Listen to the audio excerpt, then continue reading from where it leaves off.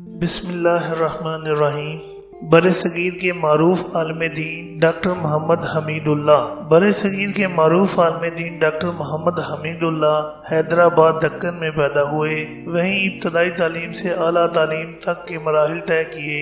عثمانیہ university سے M اے اور LLB کی ڈگری امتیازی شان سے حاصل کر کے اسی جامعہ میں تدریس کی ذمہ داریاں سنبھال لیں۔ حصول آزادی سے کچھ عرصہ قبل اعلیٰ تعلیم کے لیے جرمنی گئے۔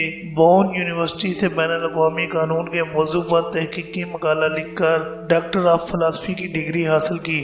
جرمنی سے فرانس منتقل ہو گئے اور سوربون یونیورسٹی سے عہد نبوی صلی اللہ علیہ وسلم اور خلافت راشدہ میں اسلامی سعادت کاری کے موضوع پر مقالہ لکھ کر ڈاکٹر آف لیٹرز کی سند حاصل کی۔ اس زمانے میں سقوط حیدرآباد 1948 کا سانحہ رونما ہوا۔ اس کے بعد ڈاکٹر صاحب پیرس ہی کے ہو کر رہ گئے۔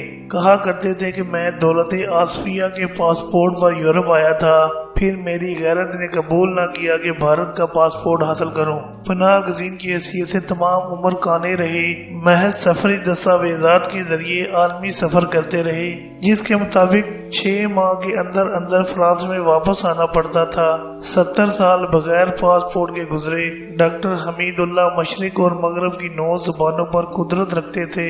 4 اردو، انگریزی، فرانسیسی اور عربی میں بلا واسطہ تحریر و تقریر کے ذریعے خدمت انجام دیتے رہے۔ مطالعے اور گفتگو کی اعلیٰ استعداد جرمن، اطالوی، فارسی، ترکی اور روسی زبانوں میں بھی حاصل تھی۔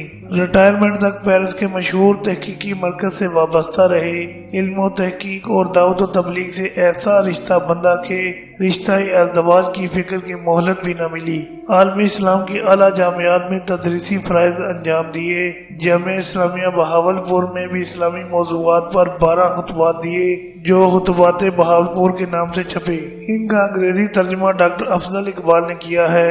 آپ نے علمی دنیا سے یہ منوا لیا کہ بین الاقوامی قانون کے اصل بانی مسلمان فقہا اور علماء ہیں، 17ویں صدی کے مغربی مفکرین نہیں۔ علم حدیث کے سلسلے میں اہم ترین کارنامہ صحیفہ حمام بن منبع کی تحقیق و اشاعت ہے۔ یہ قدیم ترین مجموعہ احادیث ہے جو عہد صحابہ رضوان اللہ علیہ اجمعین میں مرتب ہوا تھا۔ دنیا کی مختلف زبانوں میں قرآن پاک کے تراجم کی معلومات جمع کرنا بھی آپ کا ایک پسندیدہ موضوع تھا۔ قرآن پاک اور سیرت مبارکہ صلی اللہ علیہ وسلم علمی دلچسپی کے محور تھے۔ فرانسیسی زبان میں قرآن پاک کا ترجمہ اور فرانسیسی زبان میں ہی 2 جلدوں میں سیرت پاک صلی اللہ علیہ وسلم کی تدوین بھی آپ کے نمایاں کاموں میں سے ایک ہے۔ پہلی جلد کا انگریزی ترجمہ ڈاکٹر محمود احمد غازی نے کیا ہے، دوسری جلد کا ترجمہ جاری ہے۔ ڈاکٹر صاحب پاکستان کی پہلی دستور ساز اسمبلی کو اسلامی دستور سازی میں مدد دینے کے لیے پاکستان آئے تھے۔ مولانا سید سلیمان ندوی، مفتی محمد شفیع اور مولانا ظفر احمد انصاری کے ساتھ مجلس تعلیمات اسلامی کے رکن تھے۔ پیرس میں وفات پائی۔ ڈاکٹر صاحب کی زیادہ مشہور تالیفات یہ ہیں: راشدہ، عہد نبوی صلی اللہ علیہ وسلم میں نظام تعلیم، الوثائق السیاسیہ، عہد نبوی صلی اللہ علیہ وسلم و خلافت راشدہ، عہد نبوی صلی اللہ علیہ وسلم میں نظام حکمرانی، رسول کریم صلی اللہ علیہ وسلم کی سیاسی زندگی، رسول کریم صلی اللہ علیہ وسلم کے میدان جنگ، مسلمانوں کا طرز حکومت، اسلام کا تعارف، خطبات بہاولپور، صحیفہ حمام بن منبع، دنیا کا سب سے پہلا تحریری دستور۔